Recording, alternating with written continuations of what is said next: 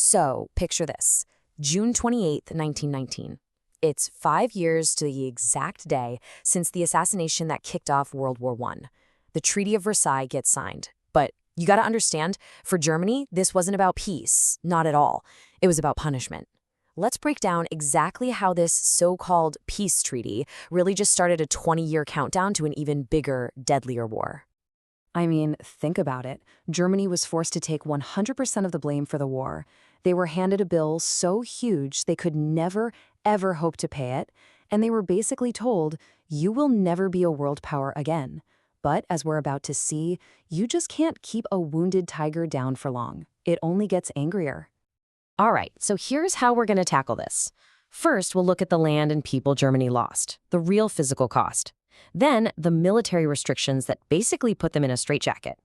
After that, the insane bill they were handed. And then, this is my favorite part, we'll get into Germany's masterclass in cheating the system and the very unlikely friend they made along the way. Okay, first up, the physical cost. For Germany, this wasn't just some abstract political defeat. No, the treaty literally took a pen and redrew the map of their country, carving it up and leaving millions of Germans wondering what country they even lived in anymore. Just try to imagine this. 1/8 of your entire country. Gone. Just like that, with the stroke of a pen. And with that land went 1/10 of their people. We're talking millions of Germans who went to bed one night and woke up as foreigners in their own homes. And these weren't just random patches of land. These losses were strategic, and they were painful. Alsace-Lorraine, that went straight back to France. The Saar coal mines, a huge industrial resource, the French got to plunder those for 15 years. But the real dagger, the one that really hurt, was the Rhineland. By demilitarizing it, the treaty basically turned Germany into a house with no front door. It was completely exposed, totally vulnerable to invasion.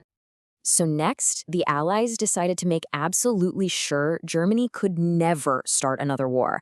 And they didn't just shrink its military, they systematically took it apart, piece by piece. The rules were just brutal. The army was capped at a tiny 100,000 men. The general staff, the strategic brain of their entire military for generations, dissolved, gone. No tanks, no heavy artillery, no submarines.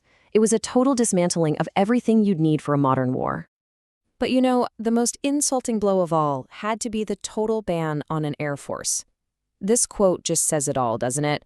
They literally chopped up Germany's old World War I planes and used them for firewood. The message couldn't have been clearer. Germany was going to stay on the ground, period.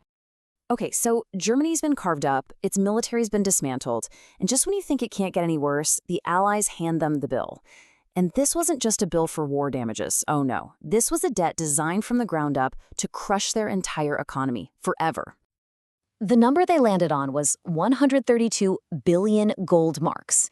And listen, that word gold is the key here.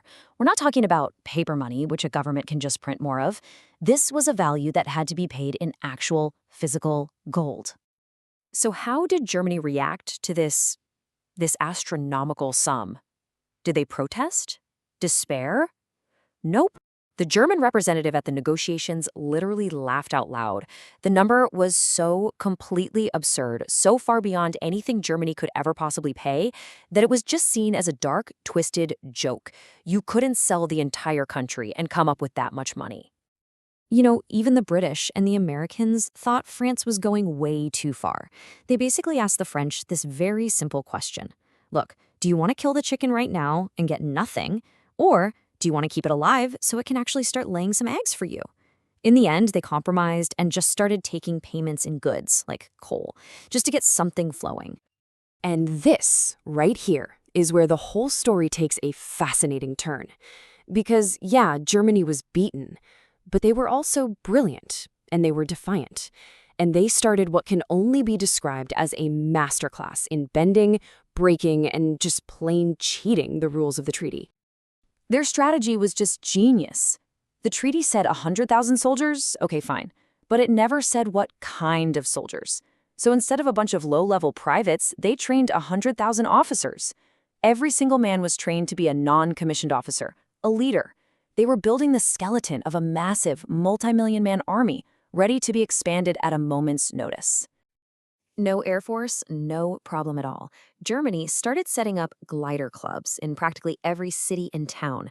So you had tens of thousands of young guys spending their weekends playing with gliders, becoming incredibly skilled pilots. The day Hitler came to power, all they had to do was swap their club jackets for Air Force uniforms, and boom, Germany suddenly had a ton of the best pilots in the world. And what about the big stuff, the things they were explicitly banned from building at home, like tanks and submarines? Well, what do? You outsource it. German engineers took their advanced blueprints to places like Holland and Spain. They built their forbidden weapons abroad, keeping their skills and their technology razor sharp, all while technically following the rules back home. But Germany couldn't do all of this alone. To really truly rebuild their military might, they needed a partner, a secret partner. And they found one in the absolute last place anyone would ever feel to look. You know that old saying, the enemy of my enemy is my friend? Well, this is the perfect example. Germany was the outcast because of Versailles. The new Soviet Union was the outcast because it was communist. Ideologically, they were polar opposites, but they shared one powerful thing in common. They were both international pariahs, hated and feared by the Western powers. So they made a secret deal. Deep inside the massive, sprawling Soviet Union, far away from the prying eyes of any Allied inspectors, German officers got to train with all the weapons that were forbidden to them.